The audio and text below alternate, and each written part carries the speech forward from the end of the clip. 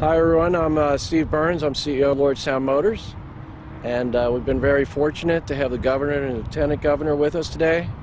Their support means a lot. We're here to really try to grow the region, and we think we're doing is great for the great state of Ohio, and so I'd like to introduce them and bring them up.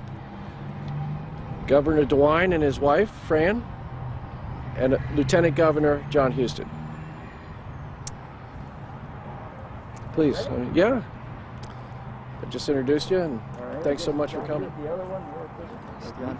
you. Steve, thanks. Sure. Thank you very much. Steve, thank you very much.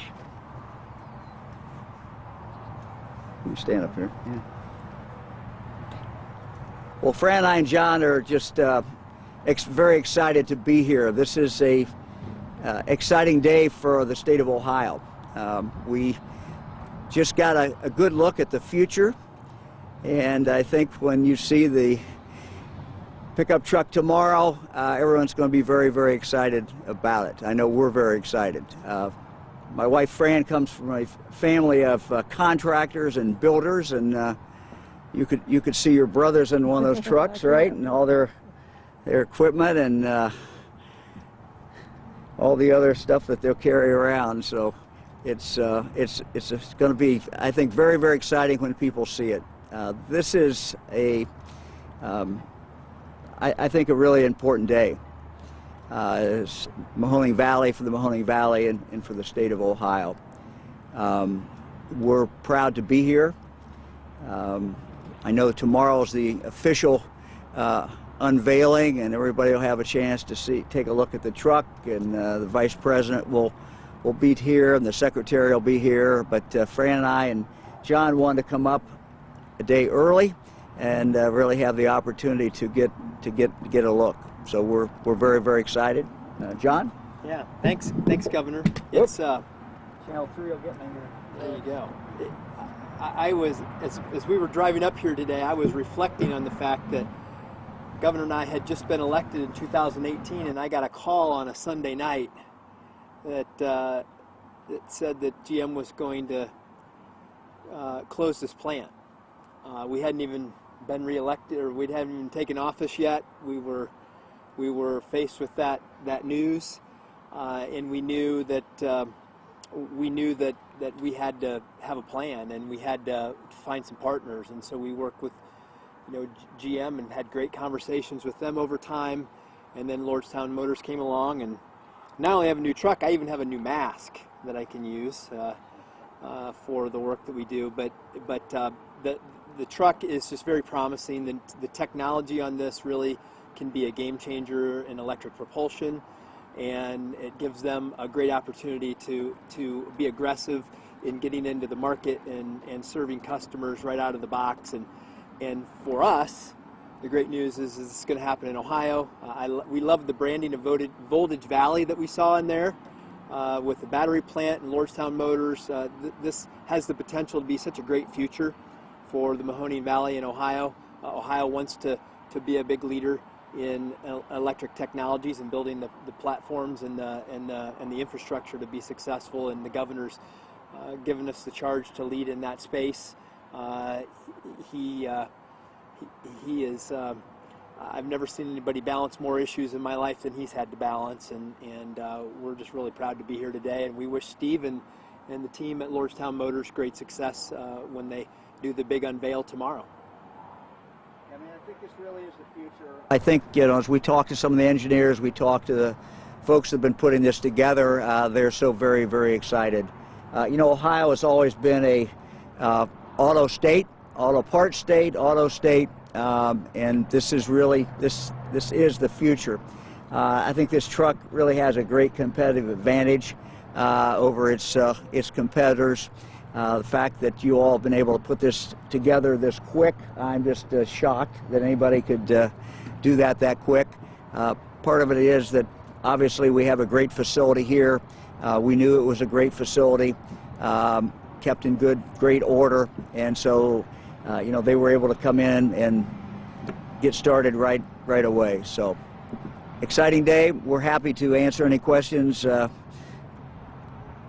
We can't tell you exactly what we saw, but cool. we can answer questions about anything else. So. Governor, in May of last year, when it was announced from the president in a tweet, you had a press conference that afternoon, urged people to tap the brakes a little bit. It's not the day to celebrate just yet. You didn't think this was something that was possible without the postal. Could you imagine today, May 8th of last year? No, I tell you, this is just absolutely amazing how fast this has happened. Now, I know for people in the Mahoning Valley, it does not seem like it's happened fast enough. But to think how fast that this has emerged, and they will share with you, I'm sure, the number of sales they've already made to fleets. It's absolutely phenomenal. So it's to come from 0 to 120 and in a very, very short period of time is just, I find, frankly, amazing. Can you talk about the economic impact of the state, jobs, and all that at a time where the economy needs every dollar from the Army? Well, I think we always underestimate, particularly with anything having to do with the auto industry, we underestimate the amount of jobs because the suppliers always come. The suppliers are there. So when you take any kind of plant, any kind of manufacturing, but particularly the auto industry, the multiplier effect is just huge. We know that when you have any kind of manufacturing, the economic impact is so much greater than other kinds of businesses. So it is exciting. Mahoning Valley, I believe, has a great future. Jim Trussell and I were talking about Youngstown State, the great things that are going on there. So I just think there's a lot of good things going on in the valley, and I want to congratulate this part of the state. Frankly, I look at numbers every morning in regard to the coronavirus. Things are fairly steady here. This continues to be something that's a challenge. If we are going to come back as a state economically, jobs go up, we've got to keep the virus under somewhat control. So the linkage of doing the things that we need to do to keep the virus down really is essential. And the most important thing that can be done, frankly, is Ohioans continuing to be cautious, continuing to wear masks when they're out in public, continuing to keep the good distances. So it's imperative for us to see the economy continue to come back, for us to keep this virus down. And the way we keep it down, frankly, is for Ohioans to continue to do really the good job that they've been doing. What sort of expectations do you think the area should have for the fact? They let you up here too? You drove over? Huh? Now we're driving. What sort of expectations do you think the area should have, though? I mean, do you think there's a potential for all the jobs here to come back? Well, this is a very, very big plant. I don't have to tell anybody around here how big a plant it is, and I'm going to let the company talk about what their plans are tomorrow. But there's a lot of room to grow. I'm very optimistic about the future of Lordstown Motors, and I think the Valley should be very excited about this. So yeah, it's going to start, but it's going to continue to grow. So there's a great opportunity, and tremendous competitive advantage of anybody else who wants to be selling a pickup truck, battery powered pickup truck. They were able to walk in with this amazing facility and to get moving very, very, very quickly. And that's just, I think, puts us in Ohio at a real advantage. Very happy about it.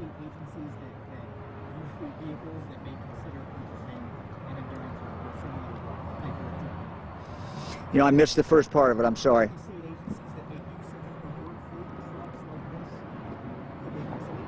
Yeah, certainly. Yeah.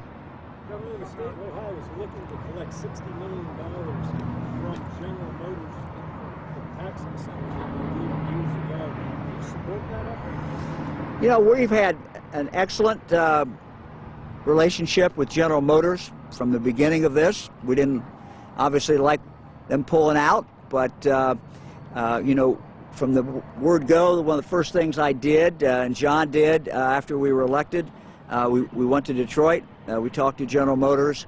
All during this, one of the messages we gave to them was the importance of this plant remaining intact, so that it was viable as potentially an auto company.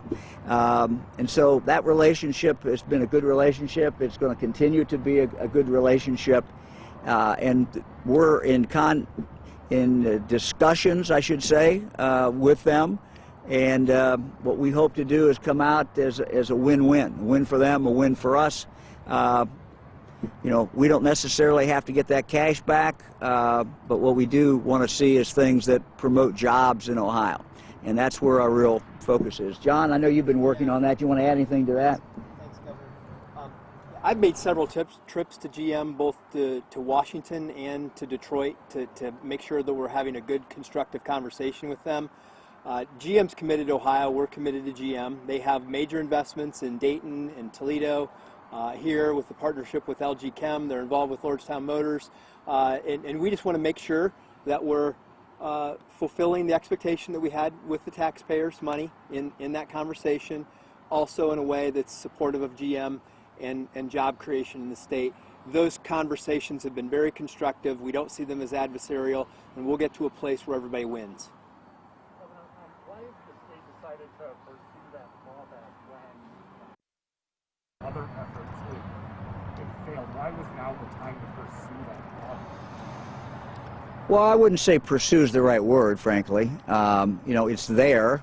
It's what the law says, but you know, we're not actively pursuing a clawback. What we are doing is having a very constructive discussion with General Motors about how, you know, we can turn that into things that are helpful to them, but also mostly important for us, for the people of the state of Ohio. You know, our focus every day has to be on jobs. And, you know, we talked yesterday when I talked about the virus. You know, I look at that from the point of view of jobs, because we can come back. I'm very optimistic. We are coming back. The numbers are moving in the right direction. They won't come back if this virus jumps back up. So there's a real focus on jobs, and that's, as we look at our discussions with General Motors, the primary #1 focus is on jobs. It's not a new thing. This has been part of the calculation and the conversation from the very beginning of our administration. So that we've had constructive dialogue going on the entire time. Anybody else? Can you explain at all why you decided to come out here today instead of tomorrow with the Vice President? You said you didn't want to be near a crowd, but what's the difference between being near a crowd today and being in a crowd tomorrow with the Vice President? Since it is a big unveiling, like you're saying, it's a big moment. Well, it just seems odd that you look, don't want to be at the unveiling. well, I talked about it a little bit yesterday, and quite candidly, Fran and I have not been around crowds, and we're not intending to do that. We've been very careful. You know, I've operated from our home on our farm, on the phone a lot, so we've avoided crowds. A lot fewer people today than there will be tomorrow. And you know, we've worn the mask. I wore a mask the entire trip. The only time I take it off is to talk, because you probably couldn't understand me if I had it on. And as soon as we leave, we're going to get back in the car and we're going to head back home. So I had an opportunity again to talk with the Vice President a couple hours ago, and told him how much I appreciated him coming, and the Secretary. I said it means a lot for us, for you to come to the Mahoning Valley. This is a big day for us. It's a big day for the Valley and big day for the state of Ohio. I want to say something else about the Vice President.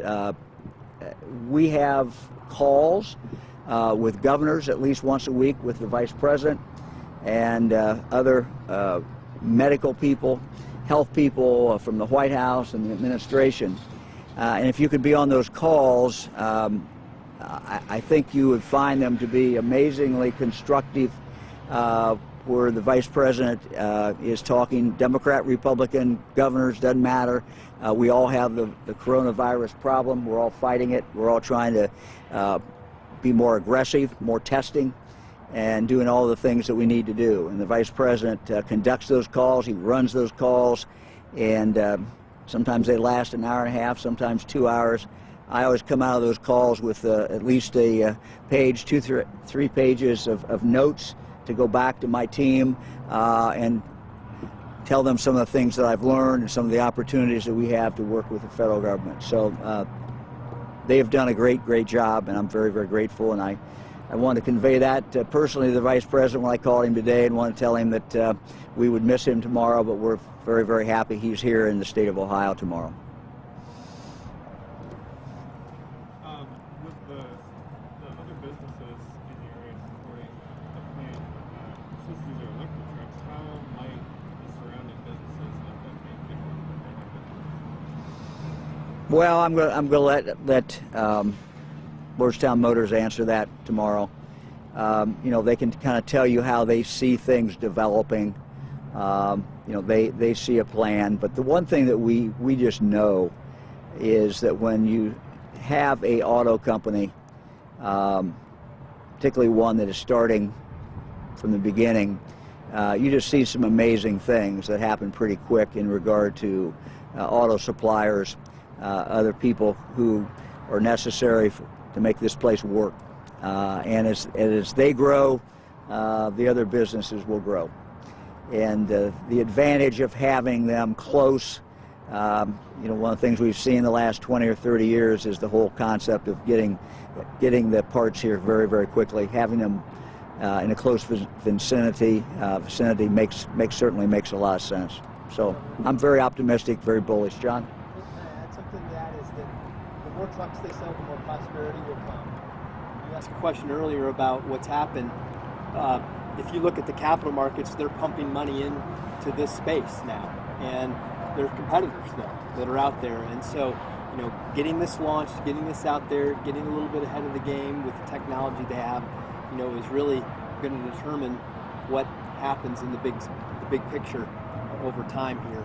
And that's why we wanted to be here to show our support, because the faster they go, the more trucks they sell, the more jobs they create, the more prosperity we have. Yeah, these are going to be trucks. When people see them, they're going to want to buy them. I mean, they're just going to want them. I know we're starting with sales to fleets, but individuals are going to see this truck and really want the truck. Governor, to piggyback off that, people want to support Lordstown and Mahoning Valley. If they end up fast forward down the road want to buy these trucks, the one thing that I've heard from people is there's not as many charging stations as gas stations. Is there anything being done on a state level trying to get more charging stations into Ohio so it's a little more electric vehicle friendly? Yes, we've certainly have looked at that. I've charged ODOT to really get more aggressive in regard to places that people would have on the interstate. But yeah, this is very important. I know John's worked on that some as well. Yeah, we're absolutely pursuing making sure we have charging stations on all of our state routes. ODOT's pursuing that. We've been in touch with our congressional delegation to get some latitude at the federal level on putting charging stations on our federal highways at federally designated locations. So Governor said, you know, we want to be a leader in this. He's charged the team to do that, and we've been working to build strategies with Drive Ohio and ODOT on that. And that's one of the things we also are discussing with GM. GM, this is a big deal for them. They're building batteries. They're going to be building batteries with LG Chem. We want to be an electric vehicle state, and that's you know, all of those conversations are ongoing aggressively. How do you see, you know, a company like Lordstown Motors, like GM, LG battery plant, fitting in with the Drive Ohio? Look, that's what Drive Ohio is. Part of Drive Ohio's mission is, you know, connectivity from a technology point of view on the automated driving systems for EVs, electric vehicles, charging stations. It's about building that capacity in Ohio. We think we're we think we're ahead of the game. Michigan's a competitor. Ohio's in the game. We really think that we're a go-to state in the Midwest. You got the Transportation Research Center that's down near Columbus that has all kinds of amazing things on research on automated driving systems, electronic vehicles going on. So Ohio's very well positioned in this space. What else can the state do to sort of pave the way for a company like this and any other sort of programs that you're trying to do? What else sort of assistance can you bring? Well, we will continue to work with them, see other things that we can do. They're doing very well, they're moving forward, but there's always more opportunity. So I don't have anything in particular, but our attitude has been, since GM went out of here, what I've consistently said is that we will do whatever we can to get business here. We'll do whatever we can to see it expand. We have a competitive advantage in Ohio that other states do not have. We have Jobs Ohio, and Jobs Ohio gives us a lot more flexibility to help companies. They're very focused, as they should be, on job creation. But we're optimistic. These trucks are going to sell, and they're going to continue to make more and more and more and more of them. And we're here to help in any way that we can. Governor, will you come back and visit the LG Chem plant when they open it? Sure. If this facility is to hire more people, does this region have the workforce and the job training resources to do so? To get that workforce? Well, I think so. Absolutely. We certainly have a long tradition of doing that. Sure. I don't think there's any doubt about that. From Youngstown State to the career centers here, they're geared up to build that. Yeah, I will tell you, I think certainly as much as any region in the state, the education community in the Mahoning Valley is, from Youngstown State to career centers, is focused on jobs. It's as much as any place I see in the state of Ohio, there is a real focus. When you talk to Jim Tressel, he talks about jobs. That's a good thing. When you talk at the other career centers around the area, they talk about jobs. They're focused on it. They understand it. They get it.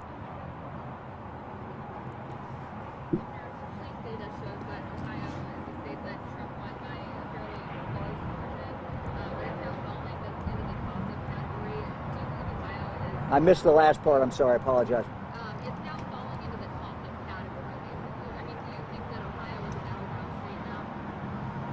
Well, if you'd asked me this a year ago, I would have said yes, and I say it today. I've always thought Ohio is a battleground state. I mean, this idea that Ohio had turned to be a red state is probably not true. We are a state that goes back and forth historically. That's not going to change. The President won Ohio with a much bigger margin than anybody had predicted. I've always felt that Ohio would be a state that would be competitive. So, no surprise, no surprise. Are you going to campaign for him this cycle? I've endorsed the president, and I certainly am for the president, sure. Are you going to campaign for him though, if you asked? I'm sorry? Are you going to campaign for him though, if you asked you to? Well, certainly. I mean, I've done it before. I've done it in the past. Certainly intend to do it again. Look, the president is focused on jobs. The president, for those who want their vote to last a long time, a president having the ability to appoint not just members of the United States Supreme Court, but members of the District Court, Circuit Court. The president said he was going to do that. We're going to put conservative members on the bench. He has done that. He has done that consistently. He has appointed a huge number now of the federal judges, and so I think that he certainly has kept his commitment there, and his focus is on jobs. So. How many jobs in production? I'm sorry? You said how many jobs in production here at this? No, I can't. I defer to the experts on that, but whatever number they tell you, they also will tell you they anticipate that's going to continue to go up. So. Okay. Anybody else? Thank you. Well, sure. Last question. Last question. Since today was the 7th day that Ohio has seen a spike more than 500 cases per day, sort of attributing this to anything, and there have been any discussions about responses to this potentially scaling back some of the industry and fields of what are your thoughts today? Sure. You know, if you look at the numbers statewide, the number of cases has gone up. It's gone up consistently for a week. So we are not happy about those numbers at all. You know, some parts of the state have been hit harder. Southwest Ohio, for example, the Dayton area, the Cincinnati area have been hit harder.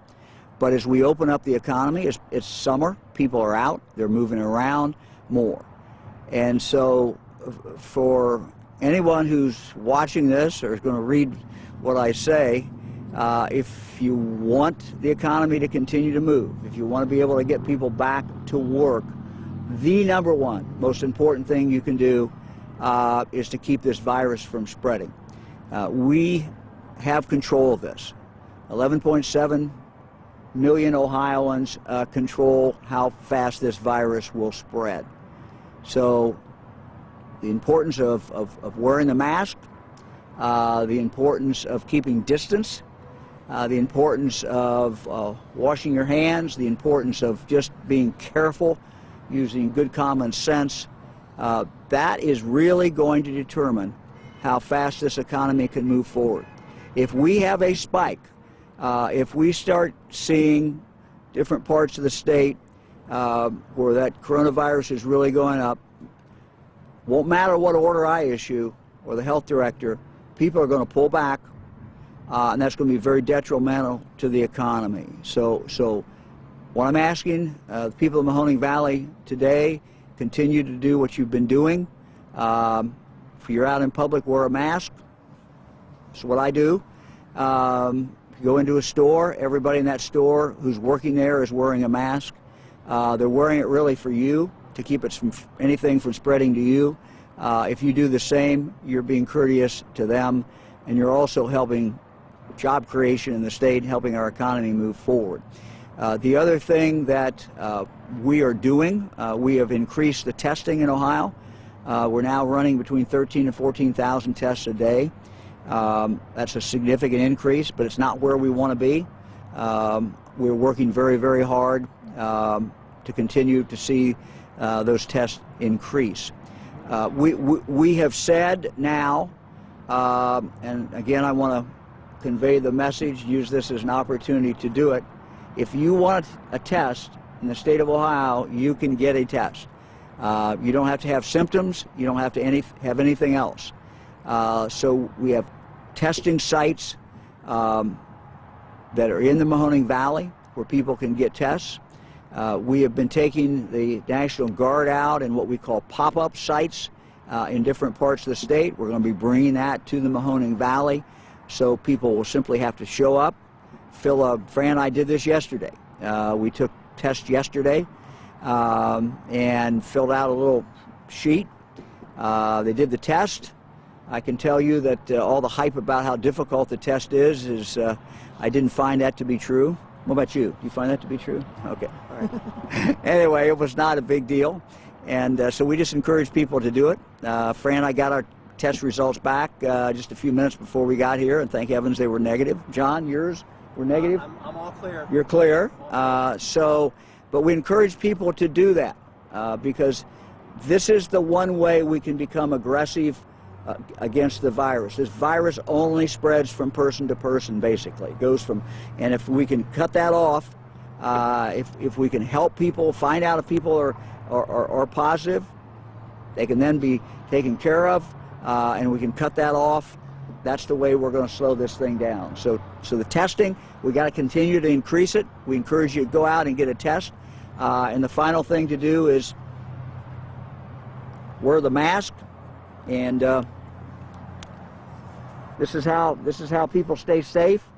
And you know, I know there's some people who think this infringes freedom in some way, but really what you're doing is being kind to your family and your friends and total strangers who you might run into. The distance is important. There's a reason that we are that far away from you all. And the other thing is, that mask just adds that added layer of protection. So, thank you all very much. Mr. Burns, will you take a question real quick? Hi, Steve. Thank you. Awesome. Great deal. So good. All right, good. Thanks, man. Yep. Bye, friend. Hi, yes. Steve can take a couple questions. Okay. Are you going to require the Vice President to wear a mask during his visit tomorrow and have the same health and safety protocols in place? We're handing out masks to everybody that comes in. Are you going to require him to wear one? I can't. I would never presume to require a vice president to do anything. Has he told you if he's going to wear one? No. Masks are highly recommended tomorrow. We're going to leave it at that. How many employees work here now, and do you expect that to grow? Yeah, we have about 70 employees, about 100 contractors currently. We stated that once that's mostly engineers. As we convert in the plant, as we get closer to production, we will start to hire line workers, retrain them for how to build electric vehicles. That's about 400 line workers, 100 for the battery plant, and 100 for the motor plant. So roughly 300 or 400 engineers and 400 line workers and the other 200 that I talked about. That is, the first wave. A lot of people ask me, what's the end game? This is built for one purpose: volume production of automobiles, right? And they used to make 400,000 cruises in here a year. Our goal is to exceed that. They did it with about 5,000 folks, and that's probably about the same number we'll need at the end. Steve, what does the COVID shutdown worldwide and production of vehicle traffic meant for electric vehicles? Well, I can't speak to electric vehicles in general. For us, as a new entrant, the fact that less automobiles will be sold in America isn't really pertain to us. We're starting at zero and going up, so we don't have old numbers that are going to get worse. COVID has slowed everything down, obviously, but from what we can tell, and it's difficult, but if we are at the end of it, we think we got a good handle on how much it's delayed us. Some of it is, this is a supplier business. Some of the suppliers are a little more affected than us, but I haven't heard anybody come to us that says, we have a showstopper that's going to stop production. This factory has kind of become, not necessarily the factory itself, but from a very big political point for Democrats and Republicans, just because what used to be here. Do you think do you think anything is getting lost in that noise over this kind of the fight that Republicans and Democrats have had over this? From our point, we have received great support from both sides. I mean, either you might support us for jobs. I mean, who doesn't want jobs? Who doesn't want green? Who doesn't want new technology, new learnings for the workforce? So we've enjoyed great support that way from everybody. Last question. Since you're ready to unveil the exterior of the Endurance, what work remains to design that truck and inside the plant to get that ready? What's left? Well, in car world, you introduce the vehicle as early as you can. You want to make sure you haven't missed anything. Let's say there was a design queue, and we could tool this entire plant to the nth degree, and but if the vehicle, for example, doesn't look good, right, might not sell well. So you want to get, and our vehicle is like no other vehicle in the world, a hub motor based vehicle, right? And it's the first electric full-size pickup truck. So it's a lot of first. We want to get it out early to make sure we haven't missed anything. A lot of people have pre-ordered it without even seeing it. We're expecting that if it meets with people's expectations tomorrow when we unveil it, it will really start the ordering process. So you do that first, then you build enough to start going into the crash test wall and into TRC, where Lieutenant Governor Husted talked about. That's a durability test track here in Ohio, world class. Start shaking it out, make sure nothing's going to fail out in the field. And as that all, works its way out, you get into production. Thanks, you guys. I'll have a lot more to say tomorrow.